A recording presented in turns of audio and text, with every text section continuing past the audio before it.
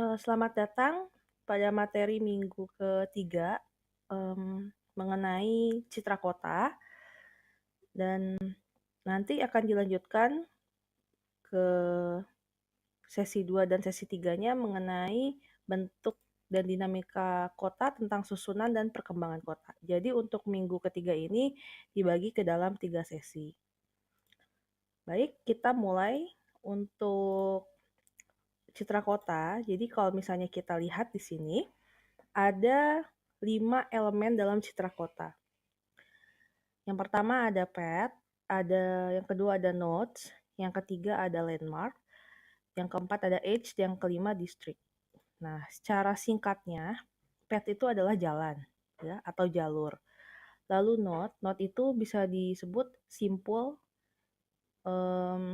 bisa disebut perempatan atau simpang 5, gitu ya, atau persimpangan. Nah, sedangkan kalau landmark di sini adalah ciri khas suatu kawasan yang paling menonjol gitu ya di kota tersebut. Nah, lalu ada edge. Edge ini adalah batasan atau tepian. Biasanya yang membatasi antar satu distrik dengan distrik yang lain. Atau antar wilayah satu dengan wilayah yang lain. Ada distrik. Nah, distrik itu kawasan yang dimana dalam satu kota itu terbagi ke dalam beberapa kawasan. Jadi distriknya itu apakah kawasan industri atau perumahan atau perdagangan atau perkantoran gitu ya, atau kawasan yang lainnya. Kita lanjutkan. Nah, dalam slide ini menjelaskan kutipan dari Kevin Lynch bahwa betapa pentingnya citra mental itu karena citra yang jelas akan memberikan banyak hal yang sangat penting bagi masyarakatnya. Seperti kemampuan untuk berorientasi dengan mudah dan cepat, disertai perasaan nyaman karena tidak merasa tersesat. Identitas yang kuat terhadap suatu tempat dan keselarasan hubungan dengan tempat-tempat yang lain. Nah, ini adalah kutipan dari bukunya Kevin Lynch yang berjudul The Image of the City tahun 1960. Jadi, Profesor Kevin Lynch ini melakukan penelitian di Los Angeles, Boston, dan New Jersey. Nah, penelitian ini disebut dengan penelitian metode peta mental pengamat dengan pendekatan kualitatif dan kuantitatif ya. Yaitu peta mental atau peta kognitif pengamat ini adalah memberikan suatu pendapat mengenai apa-apa saja yang mereka ingat, apa-apa saja yang mereka pikirkan ya mengenai gambaran sebuah kota.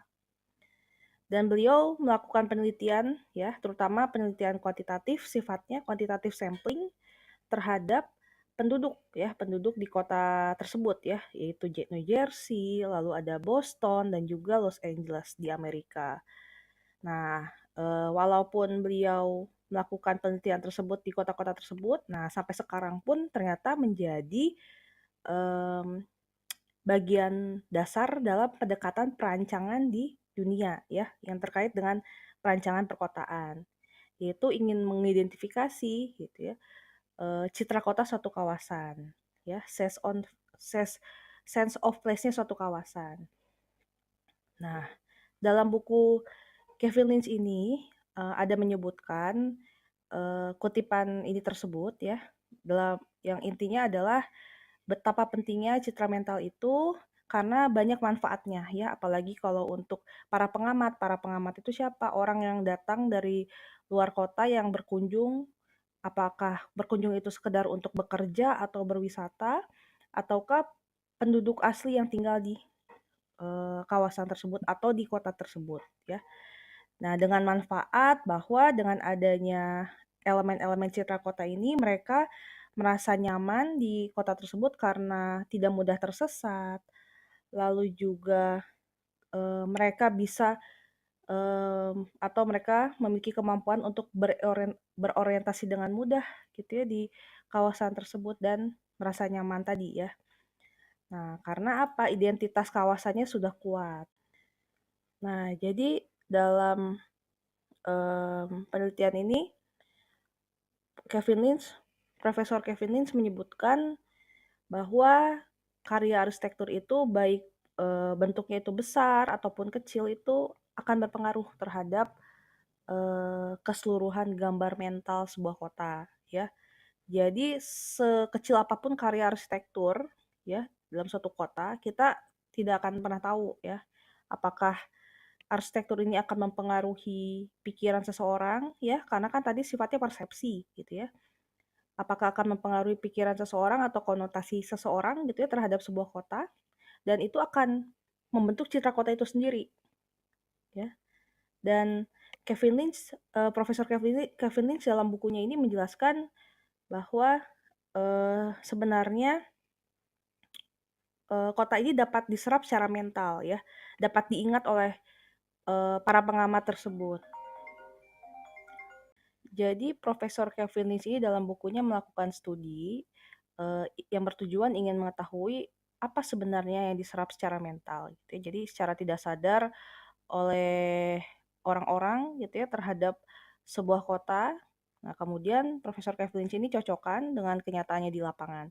Nah, jadi inilah yang disebut dengan citra kota ya, yang ada di dalam, bukunya Profesor Kevin Lynch ini yang berjudul The Image of the City. Ya jadi secara garis besarnya ya dalam bukunya tersebut kemudian mengelompokkan arsitektur ke dalam 5 bentuk ya, untuk menunjukkan gambaran mental sebuah kota. Apa saja? Yang pertama ada landmark tadi ya, ada district, ada node, ada age, dan path ya. Jadi kelima inilah yang paling banyak dijawab oleh orang gitu ya ketika ditanya apa yang Anda paling ingat dalam sebuah kota. Oke, dan dalam penelitian Profesor Kevin Lynch ini dilatar belakangi oleh teori di mana lingkungan fisik seperti kawasan pendidikan, perdagangan, perkantoran, wisata, nah itu merupakan hasil yang dibentuk dari unsur tiga dimensi, ya. Nah, unsur dimensinya apa saja? Ada sifat rancangannya, gitu ya. Ini siapa penggunanya? Diperuntukkan untuk siapa gitu ya, aktivitasnya apa saja. Lalu ada dari lokasi, ya lokasinya di mana, dan yang ketiga adalah apa kaitan antara satu elemen dengan elemen lain di kawasan tersebut. Yang sebenarnya merupakan faktor penentu ya untuk apa? Untuk kejelasan ciri-ciri lingkungannya yang menggambarkan kawasan tersebut ya. Nah, sekarang di sini ada pernyataan salah satu aspek kuat yang dapat menjadi branding suatu kota adalah citra kota yang merupakan suatu gambaran khas yang melekat pada kota yang dapat menciptakan representasi kota bagi penduduk maupun pengunjung. Citra kota pada umumnya dipengaruhi oleh aspek fisik kota tersebut.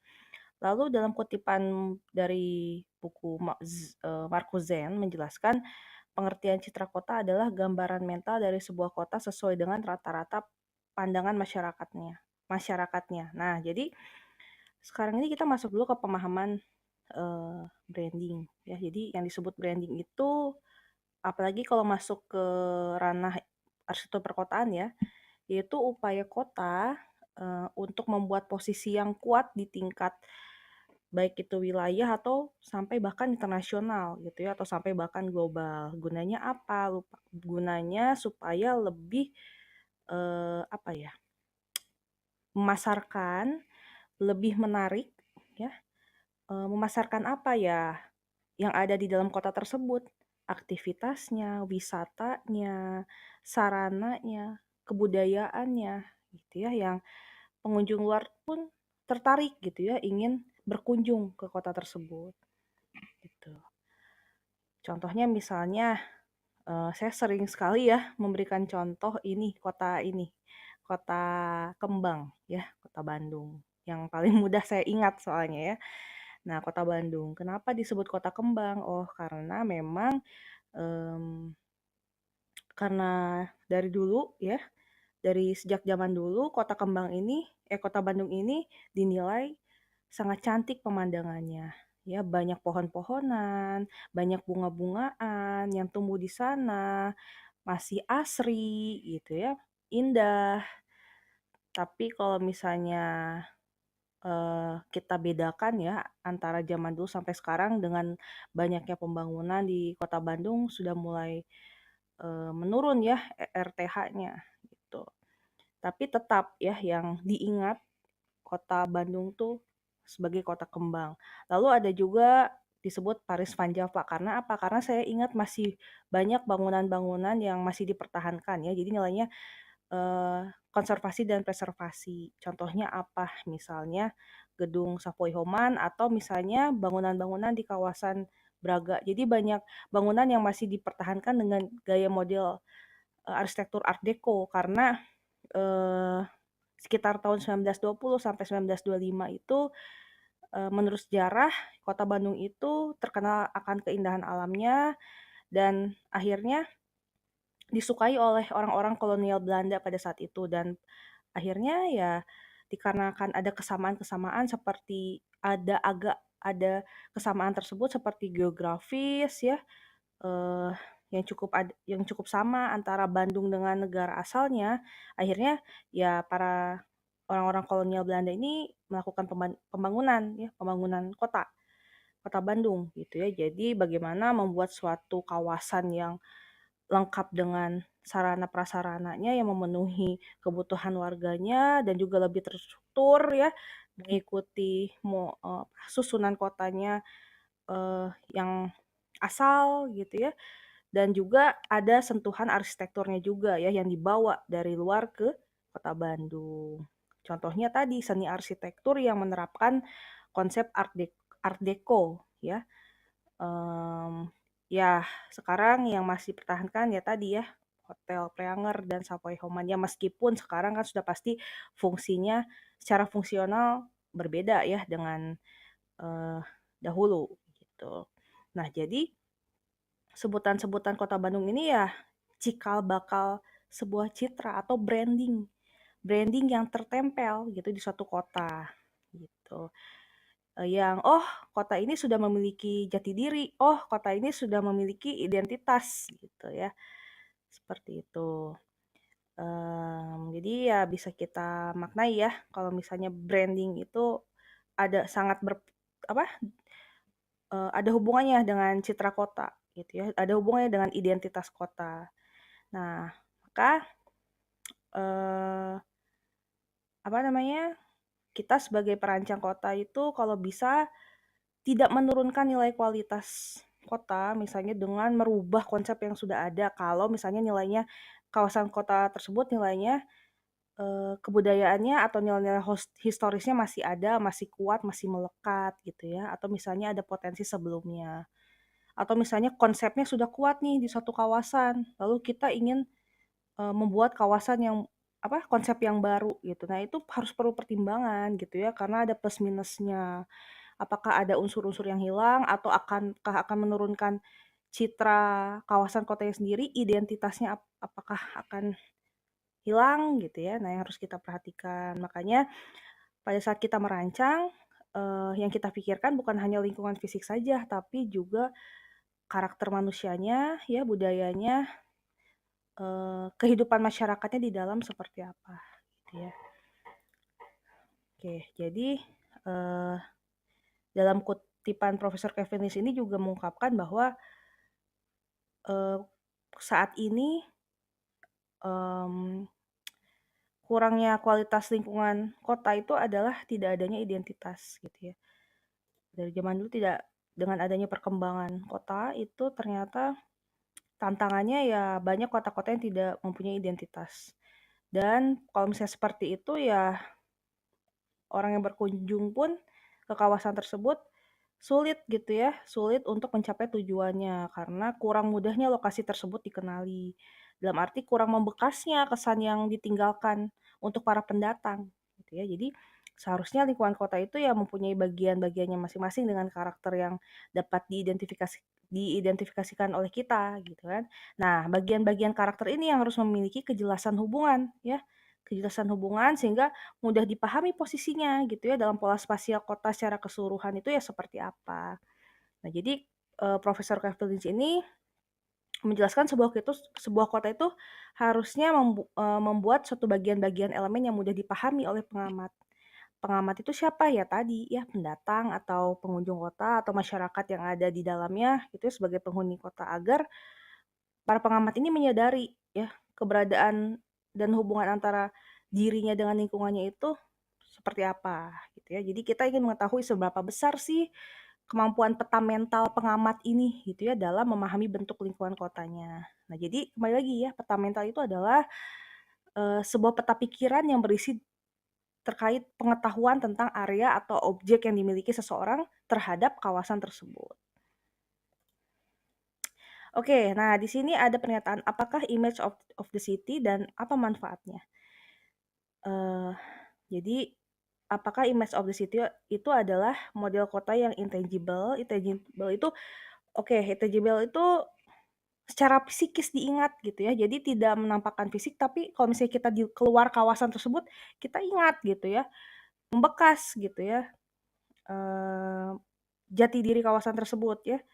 Kita ingat ciri-ciri, apa namanya, elemen-elemen gitu ya, yang ada di kawasan tersebut, elemen-elemen arsitektur atau elemen-elemen citra kota tadi. Kita agak memahami bagaimana tatanan struktur kotanya. Kita juga agak mengetahui misalnya nilai-nilai historisnya gitu ya, nilai-nilai lokal lah ya, nilai-nilai lokalnya seperti apa, keunikan. Nah, ini yang paling umum. Kita, eee, mengenal keunikannya gitu ya, keunikan dan karakteristik kota itu sendiri gitu ya.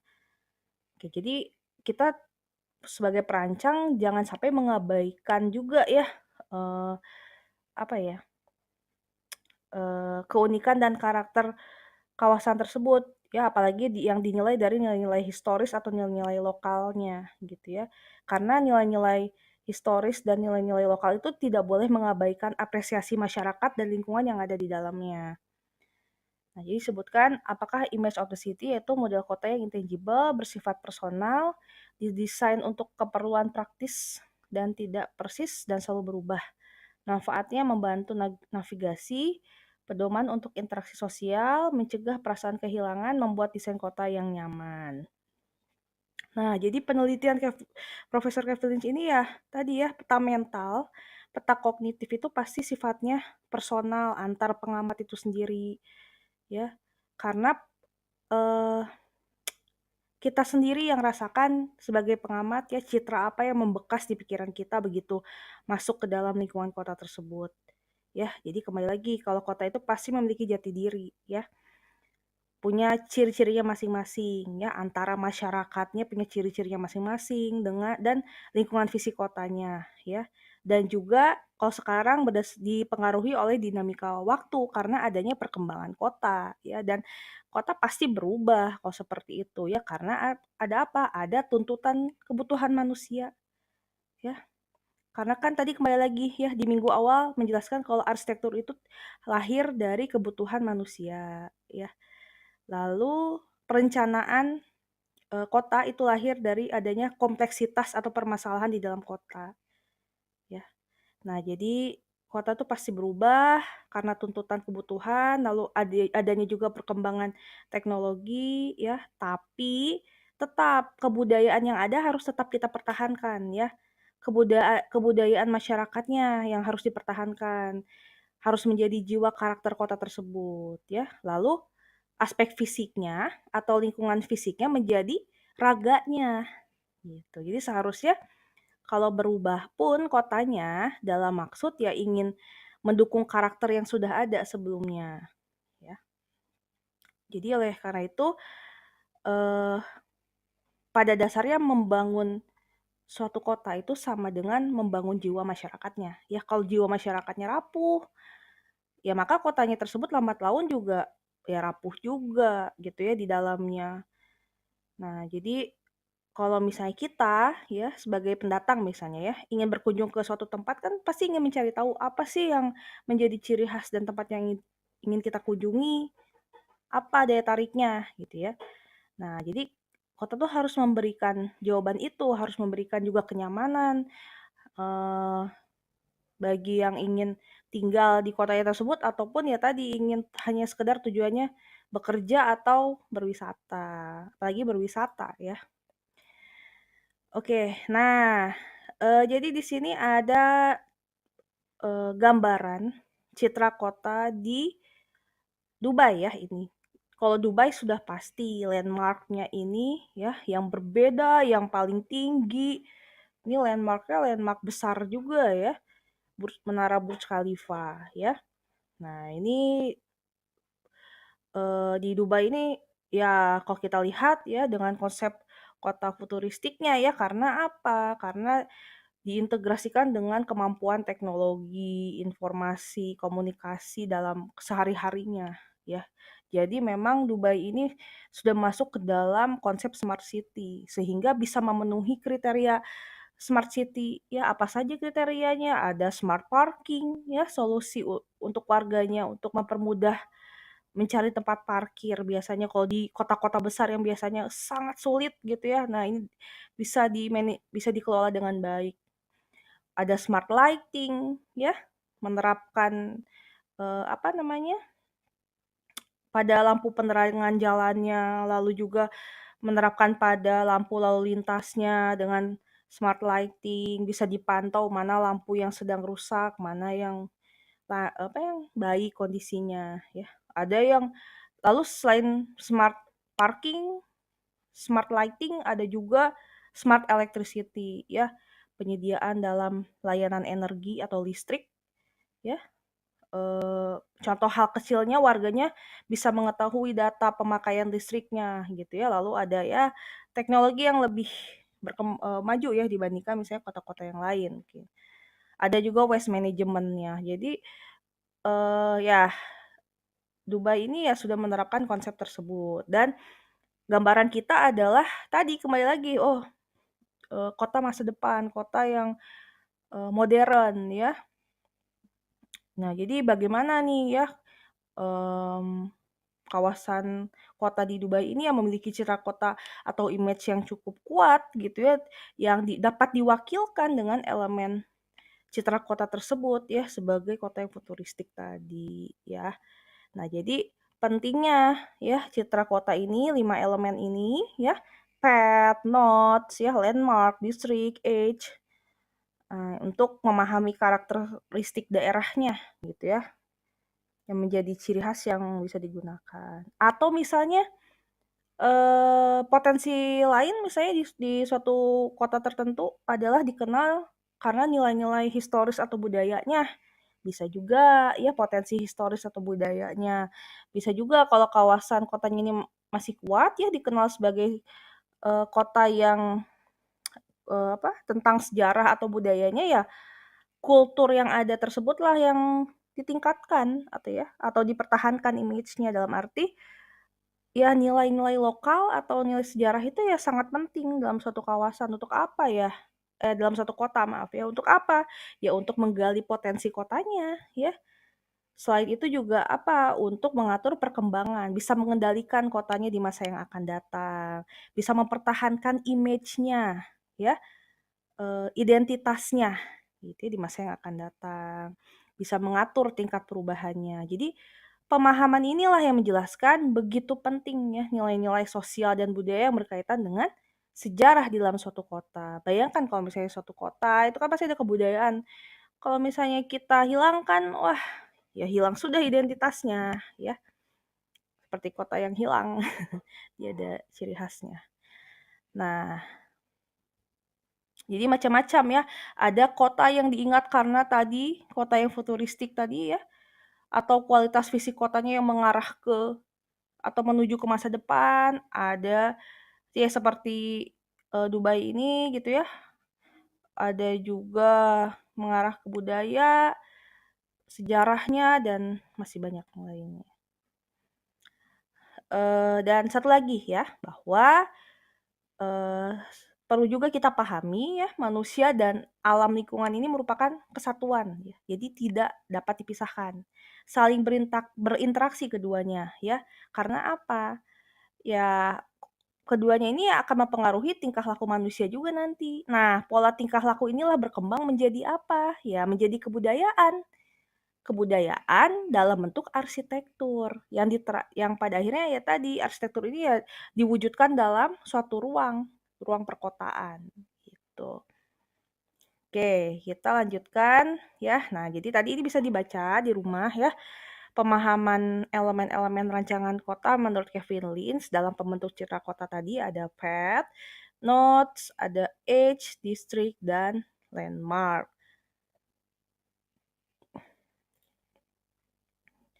Oke, jadi ini gambaran ilustrasinya karena antara kelima elemen ini harus memiliki harmonisasi ya, harus kompak ya. Nah, dan memiliki satu kesatuan hubungan antara di suatu kota antara node, path, district, landmark, dan age-nya.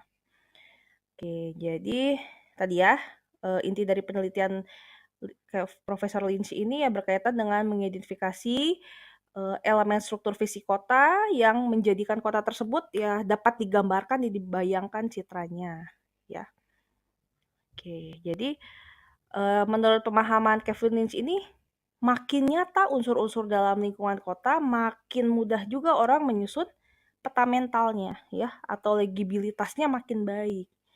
Legibilitas itu apa? Kemudahan dalam membaca kawasannya gitu ya, memahami kotanya gitu. Membaca kotanya seperti apa. Nah, oke, yang pertama ini adalah saya jelaskan path ya, elemen path. Jadi ini nanti diterapkan ke tugasnya ya. Nanti tugasnya ada di sesi ketiga. Nanti di sesi ketiga ini nanti tonton videonya ya untuk penjelasan tugasnya. Oke, kita masuk ke path ya. Di sini dijelaskan path itu jalur atau lorong, saluran pergerakan gang dan jalan kendaraan.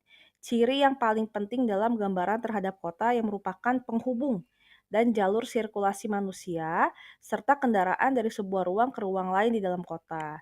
Nah, jadi kalau yang disebut path, kita juga sebut pathway, itu adalah jalur atau jalan ya secara umumnya. Jadi itu jalan ya.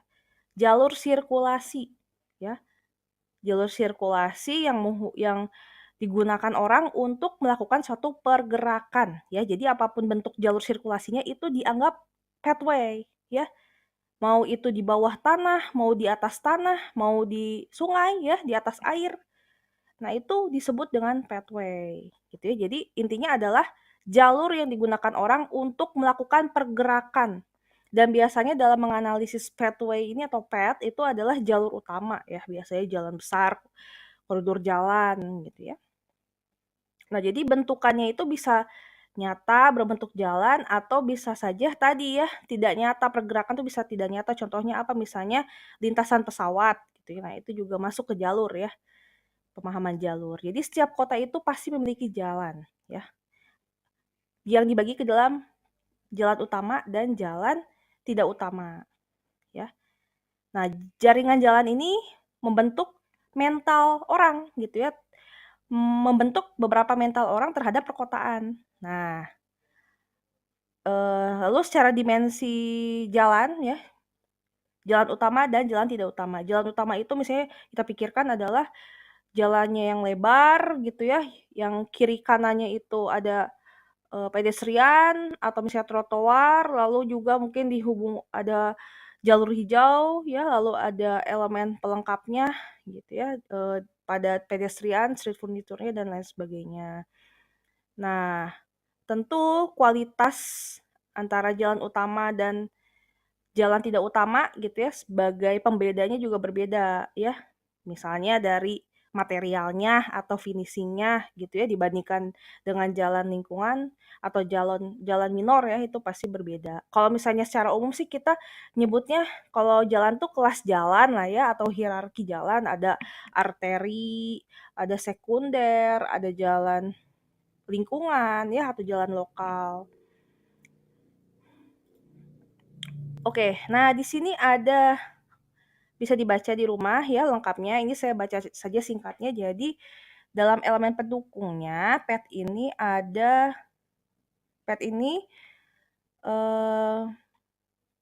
PET di suatu kota meliputi jaringan jalan sebagai tadi ya prasarana pergerakan, bisa angkutan darat, sungai, laut, udara, terminal atau pelabuhan ya dan lain sebagainya sebagai alat peningkatan perkembangan daerah perdesaan dan jalur-jalur penghubung baik produksi maupun komunikasi lainnya ataupun perkotaan ya.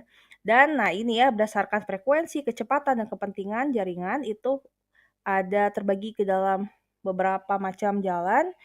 Di, dikelompokkan ada arteri primer, arteri sekunder, kolektor primer, sekunder, jalan utama lingkungan dan sebagainya. Nah, jadi ada macam-macam ya. Ada macam-macam struktur dari PET itu, terutama di Indonesia banyak banget ya. Ada jaringan jalan yang masuk ke kelas provinsi, ada yang kabupaten. Nah, itu untuk elemen ini ya, elemen PET dan H itu biasanya itu penting ya. Kita harus memahami karena PET ini sangat mempengaruhi struktur dan bentuk kota. Kalau misalnya kita melihat video penjelasan minggu kedua ya, kan pola kota itu secara geografis terbentuk dari susunan jalan yang dihubungkan dengan gabungan antara PET, jalan, lalu juga ruang terbuka sebagai ruang kosongnya ya dengan blok-blok bangunan. Jadi ketika di zoom out ya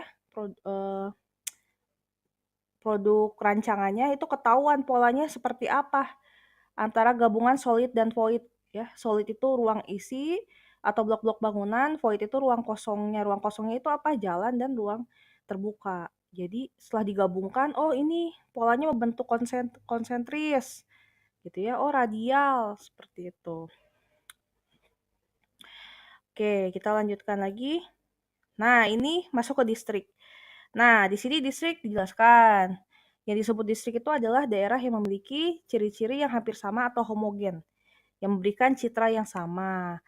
Nah, distrik itu juga disebut pusat kota ya, bisa bermacam-macam, ada pusat, bisa disebut bisa distrik itu distrik permukiman atau distrik perkantoran ya, atau distrik perdagangan, banyak macamnya. Bisa wisata ya, rekreasi atau hiburan, perbelanjaan. Tapi kadang-kadang di dalamnya ya pasti ada ya pencampuran aktivitas yang pada akhirnya ya ada pencampuran fungsi. Nah, ini kan berpengaruh juga dengan wujud ruang ya. Ya pastilah misalnya kan di dalam satu kawasan perkantoran itu kan akan menumbuhkan aktivitas-aktivitas ekonomi yang baru gitu ya. Di sekelilingnya oh ada rumah makan, ada kafe gitu ya. Bahkan ada apa butik-butik mungkin ya di sekitarnya atau jasa yang lain gitu ya. Akhirnya tumbuhlah beberapa apa fungsi bangunan di dalamnya. Nah, lalu distrik ini berupa daerah komersial, biasanya berupa pusat kota yang masuk ke daerah komersial ya, tipenya kelompok daerah komersial yang didominasi oleh kegiatan ekonomi. Nah, jadi sebetulnya distrik itu spesifik ya, memiliki fungsi yang spesifik dibandingkan dengan wilayah yang lain ya.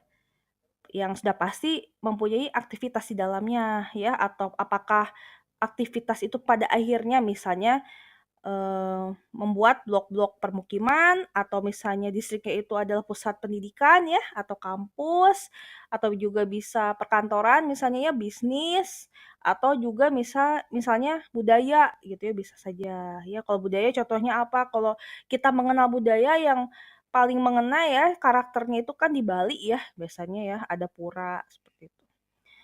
Nah, yang sudah pasti ya, distrik itu lebih menarik dibandingkan dengan kawasan yang lain, punya ciri khas yang lain. Nah, jadi dalam elemen distrik ini bisa dibilang elemen peruntukan lahan atau tata guna lahan ya. Jadi ya tadi terdiri dari beberapa lingkungan ya yang disebut distrik itu biasanya di mana ada pusat misalnya apakah itu pusat kota ataukah uptown ataukah midtown ya tengah kota atau misalnya kawasan perumahan atau daerah industri atau misalnya pendidikan tadi ya dan seterusnya. Jadi fungsi-fungsi ini juga ya, fungsi-fungsi perkotaan ini ya kemudian membentuk arsitektur yang diingat oleh orang-orang gitu ya.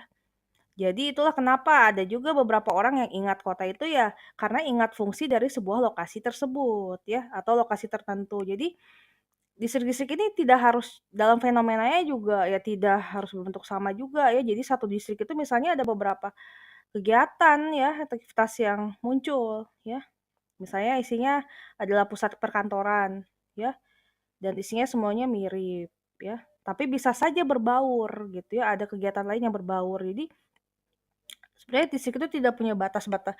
Fenomena yang sekarang ya banyak suatu kawasan ya yang tidak punya batas yang jelas ya. Tapi sebenarnya eh, kadang-kadang orang juga mengenal suatu distrik ya atau kawasan itu karena tadi ya keberantakannya pola-polanya gitu ya, pola-pola blok-blok bangunannya gitu ya, atau misalnya campuran kegiatan fungsinya di dalamnya gitu ya. Karena ya kembali lagi kita juga tidak bisa memaksakan kota tersebut ya pada kenyataannya ya. Jadi ada juga yang mengingat kita juga tidak bisa memaksakan persepsi orang gitu ya.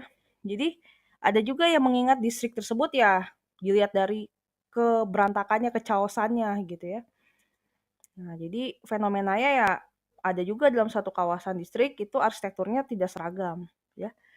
Ya bisa saja di lapangan terjadi seperti itu. Tapi kembali lagi, sebetulnya distrik itu kan dikonotasikan sebagai daerah yang homogen ya. Tadi pemahamannya memiliki ciri-ciri yang sama, ya kita luruskan lah gitu ya. Ya, walaupun ada fenomena-fenomena seperti itu ya distrik itu ya tetap didefinisikan sebagai daerah yang memberikan citra yang hampir sama gitu ya. Jadi dan di distrik itu ya biasanya kan memusat gitu, di pusat kota gitu ya. Eee, Biasanya adalah bangunan dengan fungsi ya, ekonomi ya. Kalau di Indonesia pusat kota itu kan biasanya didominasi oleh perdagangan ya, perkantoran, ya pemerintahan juga ada ya, didominasi oleh pemerintahan. Ya, tapi di kota-kota lain juga, eee, ada juga ya, lebih banyak didominasi kalau distrik atau misalnya pusat kotanya itu perdagangan gitu ya, atau lebih ke kegiatan ekonomi, ya perdagangan, jasa, yang ciri khasnya itu kehidupan kotanya itu 24 jam ya. Nah, tapi kalau misalnya di suatu pusat kotanya itu fungsinya pemerintahan itu lebih formal. Nah, oke. Nah, di sini ada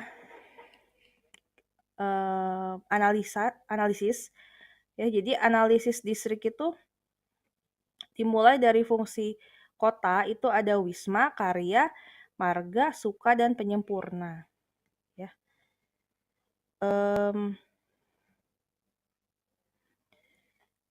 Untuk yang wisma itu biasanya daerah perumahan ya.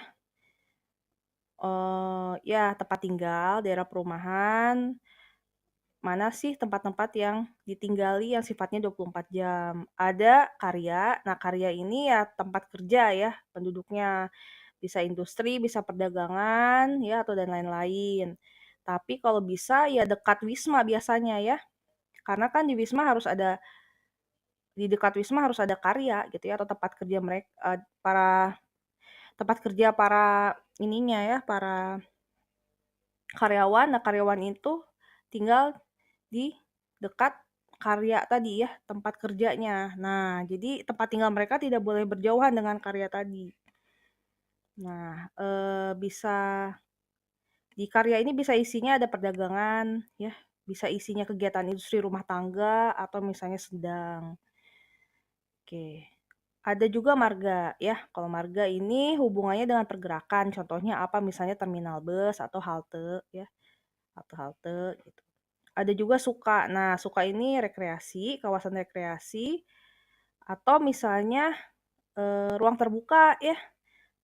Misalnya contohnya ruang terbuka hijau atau misalnya ruang terbuka yang dilengkapi fasilitas olahraga untuk penduduk di kotanya atau misalnya playground untuk anak-anak. Seperti itu. Ada juga penyempurna. Nah, kalau penyempurna itu kawasan pelayanan sosial dan spiritual. Jadi ya fasos-fasum kota biasanya ya. Peribadatan, pendidikan ya, tempat ibadah ya, masjid atau ada panti sosial juga ya, panti asuhan, ada sekolah ya. Ya, kalau khusus untuk yang sekolah ya, untuk pusat pendidikan, ya disarankan berjauhan letaknya dengan fungsi karya ya, karena menghindari kebisingan. Oke, kita lanjutkan. Nah, ini kita masuk ke edge. Nah, kalau edge itu tadi ya, tepian, batasan. Elemen linier yang tidak dipergunakan sebagai lintasan.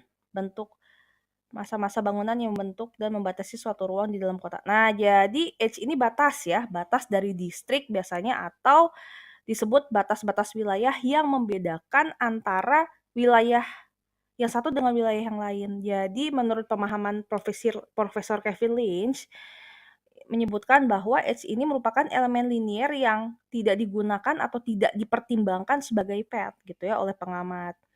Dan edge ini adalah elemen pembatas yang membedakan antara wilayah yang satu dengan wilayah yang lain. Jadi bisa jadi apa ya, rel kereta api bisa, sungai bisa, tembok besar juga bisa. Kalau dulu mah tembok besar ya, kalau masih kerajaan zaman dulu itu kan ada pembatas tembok ya, tembok besar yang yang memisahkan antara fungsi kawasan dengan yang lainnya. Nah, jadi yang pasti edge ini dipilih karena batasan dari pusat aktivitas khusus yang dimiliki suatu kawasan ya, sehingga aktivitas sebagai pusat aktivitas tersebut memiliki fungsi spesifik yang dibatasi ya, sehingga apa ya, sehingga dapat memisahkan ruang dan rasa pengamat ini tersebut ya di, kota tersebut ya. Jadi sebetulnya edge ini ya akhir dari distrik, pengakhiran dari distrik di kawasan tertentu. Nah, jadi edge inilah yang harus jelas ya teridentifikasi. Jadi kalau distrik itu jelas ya perpindahannya dari distrik yang satu ke distrik yang lain. Kalau tidak ada perubahan, wah tidak jelas nanti polanya ya. Ada buruknya juga, jadi nanti penggunaan lahan wilayahnya jadi tidak terkendali dalam satu sisi kawasan atau wilayah gitu ya, seperti itu. Jadi, eee, bentukan massa juga ya bisa sengaja dibentuk sebagai edge, contohnya apa, batas kecamatan ya. Gitu. Bisa itu yang seharusnya dipertahankan ya. Nah nah jadi ya tadi ya, edge itu yang disebut edge itu adalah, yang membedakan antara wilayah satu dengan wilayah lain, misalnya sungai, daerah pertokoan yang dibatasi oleh gerbang tol bisa, atau misalnya, apa ya, lapangan golf ya yang membatasi kawasan perindustrian dengan permukiman juga bisa dikatakan edge. Oke, kita lanjutkan ke notes. Nah, notes ini ya merupakan karakter yang menjadi orientasi pengamat ya. Kalau menurut Profesor Kevin ini sebagai pusat aktivitas. Jadi dalam pusat aktivitasnya tapi dalam bentuk yang aktif. Jadi bisa juga disebut pemusatan jalur atau pemusatan aktivitas yang posisinya sebagai penangkap pergerakan orang ya di persimpangan jalur. Kita sering menyebutnya ini titik simpul ya. Jadi node ini merupakan persimpangan atau titik pertemuan jalan gitu ya, dan pada ujung yang lainnya ini merupakan titik pertemuan antar jalan-jalan utama. Nah, jadi kita ketahui nih titik aktivitas, pada kawasan gitu ya, pada kota tersebut. Nah, dan kita ketahui ya, eee, tidak hanya dipengaruhi oleh bentuk bangunan fisik saja, tapi juga ternyata dipengaruhi oleh pergerakan orang gitu ya, support activity-nya yang terjadi di dalamnya. Ya, jadi biasanya notes ini karena, misalnya dalam, eee, perempatan atau persimpangan itu kan banyak orang ya yang melewati, banyak kendaraan juga ya dari antar jalan utama gitu ya, yang saling titik temunya di situ. Sehingga tumbuh tuh ya, fungsi-fungsi yang baru seperti ada pasarnya ya, ada kafe biasanya di dekat-dekat bloknya di suatu kawasan tersebut. Di notes-nya ada kafe, ada pasar, atau bahkan masjid ya, itu bisa juga. Ada juga lapangan ada tempat parkir juga dekatnya, gitu ya. Karena apa? Karena ya notes ini tempat, pertemuan dari pet gitu ya.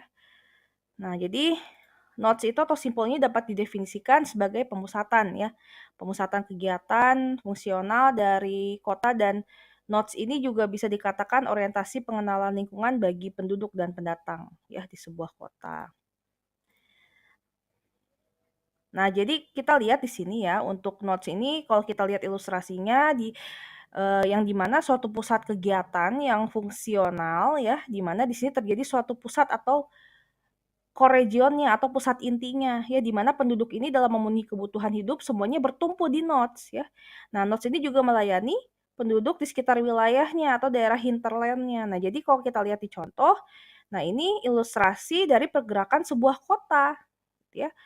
Dan simpul itu banyak sebetulnya ya, tetapi kalau dia semakin banyak yang bertemu di sana, semakin kuat kesan simpul tersebut terhadap perkotaan. Nah, dan simpul ini biasanya diletakkan di tengah-tengahnya ada landmark ya. Nah, dan kalau misalnya kalau nodes-nya ini terdapat suatu pergerakan yang aktif, bisa dijadikan suatu landmark gitu ya. Nah, jadi simpulnya juga bisa dijadikan suatu landmark gitu ya. Misalnya dalam satu perempatan atau pertigaan. Karena tadi ya di tengahnya diletakkan juga tugu misalnya ya. Seperti itu. Oke, kita sekarang lanjut ke landmark ya. Jadi landmark ini adalah penanda, maka elemen landmark ini harus yang paling menonjol di antara elemen yang lain ya, karena harus menjadi pusat perhatian dari sebuah kota gitu ya, atau suatu lingkungan kota. Nah, kalau kita merancang sebuah kota, baiknya hal pertama yang harus kita pikirkan adalah landmark ya. Jadi kalau landmark ini lebih terlihat ciri khasnya dari visual atau bentuknya. Jadi kalau sekarang anak-anak gitu ya, zaman masa kini, kalau ke suatu kota, kalau ketemu landmark itu kan pasti langsung diposting gitu ya, karena menarik desainnya, karena ya tadi menandakan, "Oh ini di kota mana," gitu ya. Nah kalau, dari segi arsitektur perkotaan ini sendiri atau dari perancangan kota, nah landmark ini memiliki pemahaman Eee, bahwa,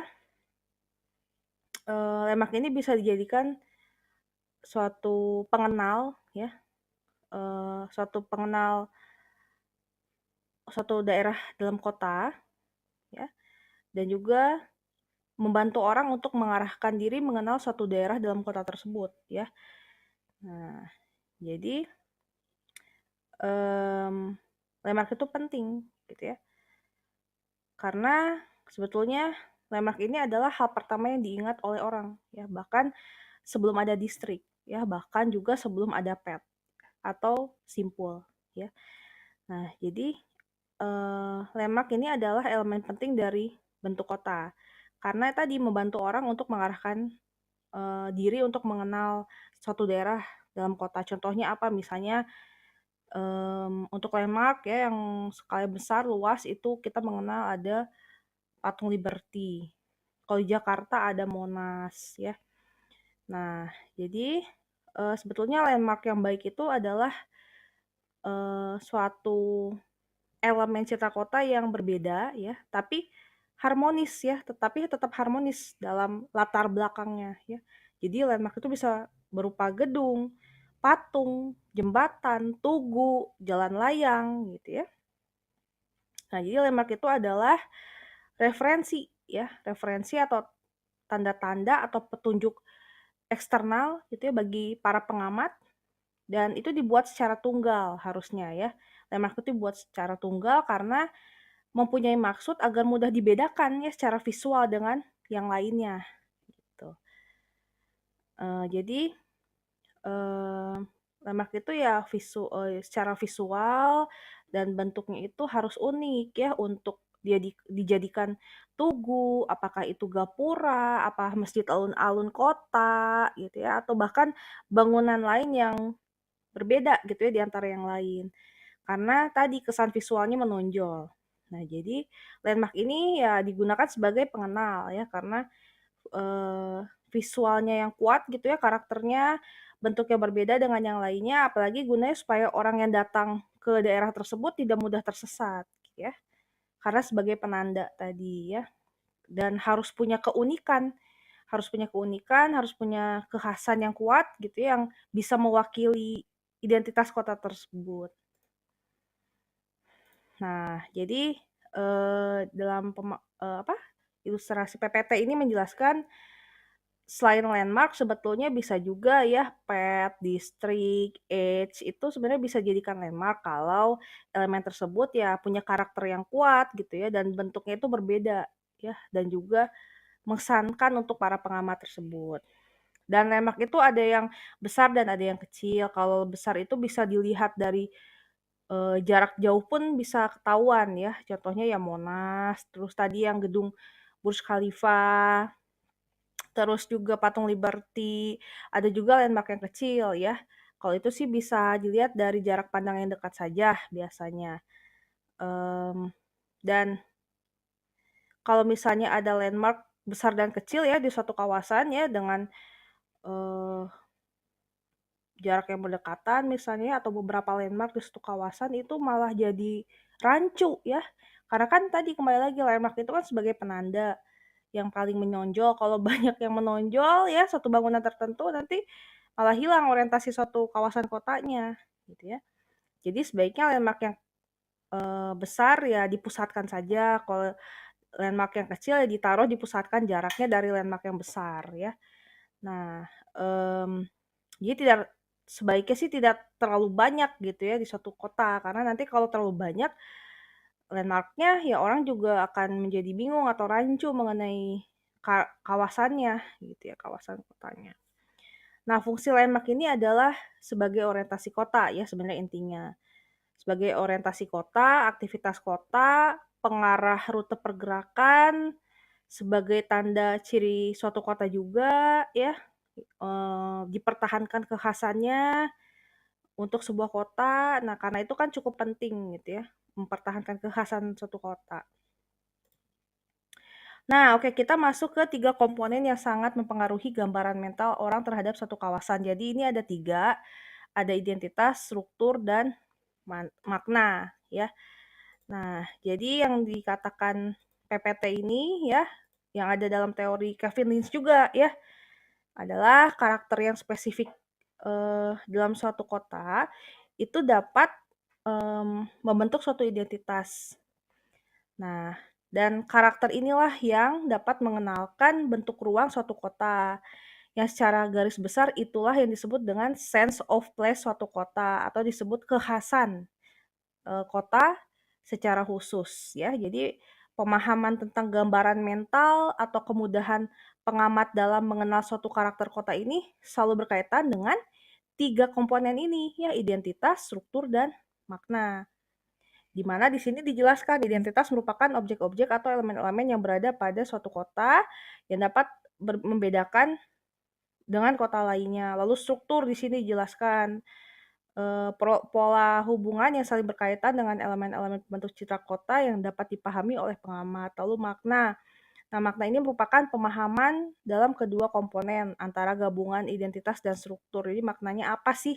Dan identitas dan struktur ini ya merupakan di dalamnya ini adalah kelima kelima elemen citra kota tadi gitu ya.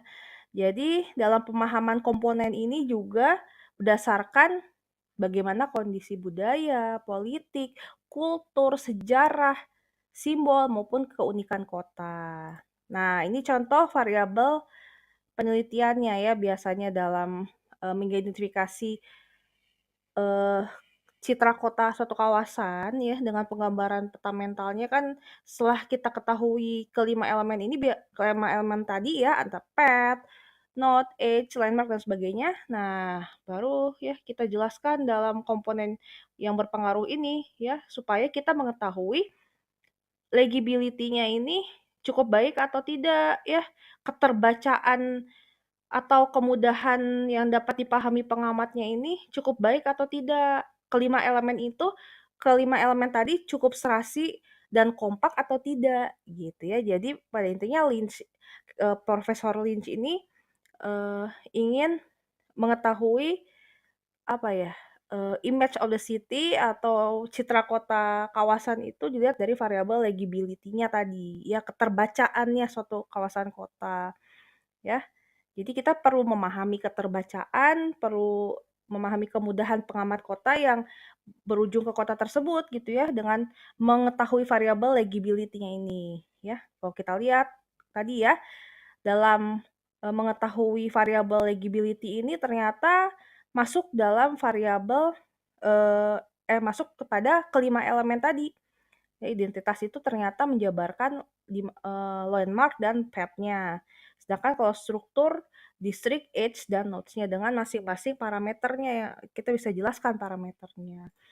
Apa sih kesatuan yang ada dalam kelima elemen tersebut? Ya, keserasian dan eee, kekompakan dari 5 elemen ini bagaimana gitu, yang pada akhirnya membentuk suatu, apa ya, persepsi ya untuk pengamat itu sendiri. Nah, jadi apabila suatu kota ini dapat dipahami dengan mudah citranya, ya maka kota itu harus memiliki karakter di dalamnya ya, karena karakter kota itu kan diperlukan gitu ya untuk memberikan pemahaman tentang identitas kota tersebut.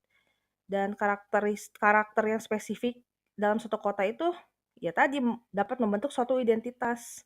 Karakter inilah yang dapat mengenalkan bentuk ruang suatu kota, gitu ya. Yang tadi kembali lagi, kita ingin mengetahui sense of place-nya bagaimana, ya. Dengan adanya komponen identitas, struktur, dan makna. Oke. Nah, jadi penelitian ini ya sifatnya tadi ya, kualitatif dan kuantitatif. Kalau ini lebih ke deskriptif, kualitatif ya, metode penelitian deskriptif. Gitu ya. Jadi diuraikan gitu ya dengan kata-kata menurut pendapat responden apa apa yang mereka ungkapkan dari wujud suatu kota tersebut gitu ya. Ya sesuai dengan pertanyaan penelitiannya yang terdiri dari beberapa parameter ini ya. Kita lihat. Nah, ini jadi pemahamannya dengan konsep legibility. Oke, nah ini contohnya ya. Jadi ini adalah contoh peta mental yang dibuat oleh Profesor Kevin Lynch tahun 1960 yang mengemukakan bagaimana cara mengukur peta mental ya yang terdiri dari kelima elemen ini. Kalau kita lihat ya di keterangannya ada landmark, ada path, ada nodes, ada age, dan ada district. Nah, jadi Kevin Lynch ini membuat penelitian kepada orang-orang yang berada di dalam kota tersebut ya yang dijadikan sebagai pengamat dan menggambarkan elemen-elemen apa saja yang mereka ingat dalam kota tersebut ya, dan peta di atas ini masuk dalam peta kognitif ya.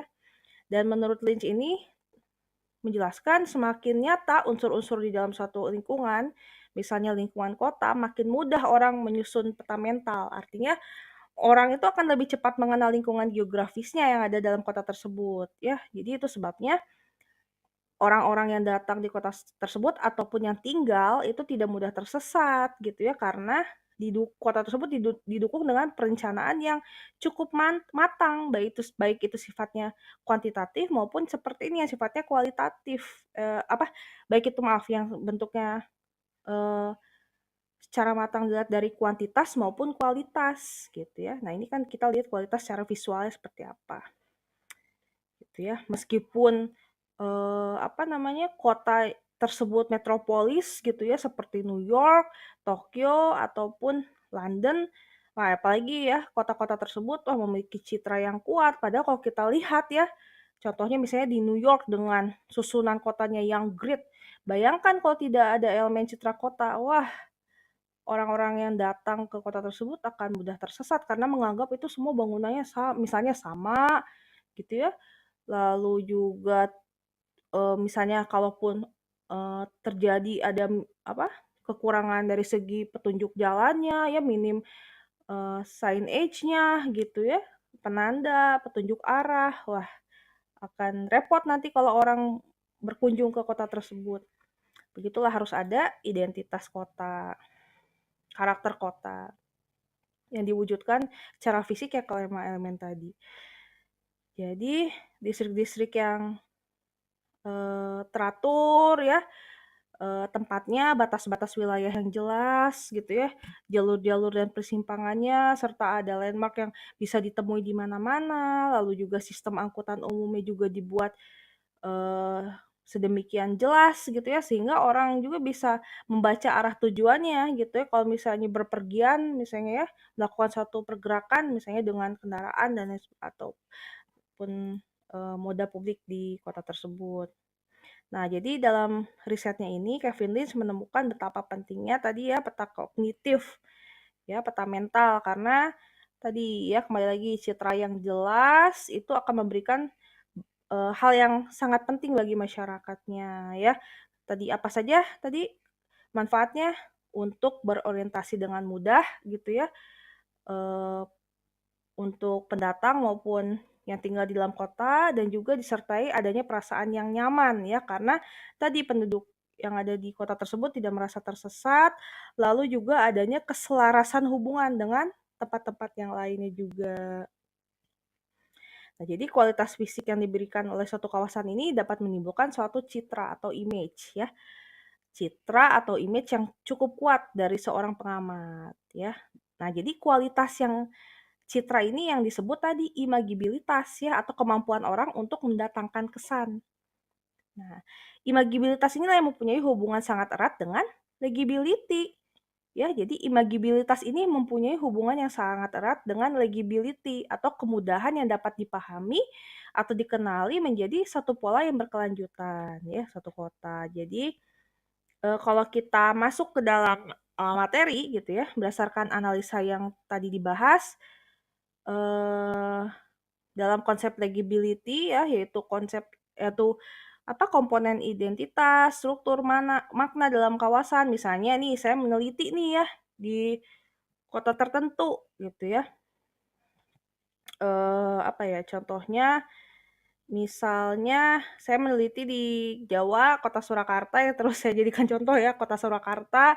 Karena apa? Karena kota Surakarta ini masih kental ya budayanya.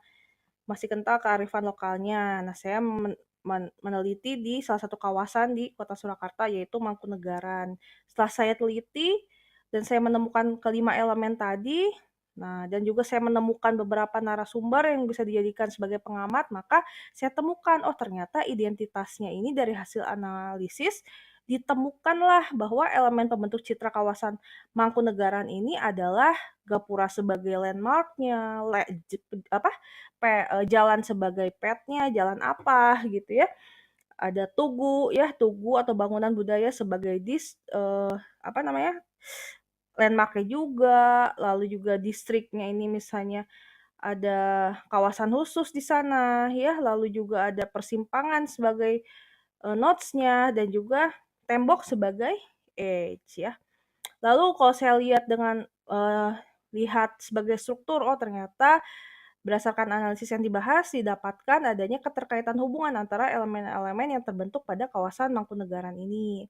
Adanya keterkaitan ya hubungan antara elemen tersebut yang membuat struktur ini dapat mudah dibaca, oleh pengamat itu sendiri ya. Lalu maknanya apa? Nah, jadi itu terkait dengan citra kota. Jadi ini bisa eee, implikasikan ya ke dalam tugas awal ya, tugas kelompoknya dibuat, memilih lokasinya dulu di mana, kawasan apa yang akan mau diidentifikasi, tolong, tolong identifikasi citra kotanya satu-satu gitu ya, apa elemen pet. Nah, ini jalan mana, jalan utamanya di mana, nanti dipetakan, lalu nodes-nya di mana ya, edge-nya, batasannya bagaimana, di peta ditunjukkan ya, landmark apalagi ya, dan distrik.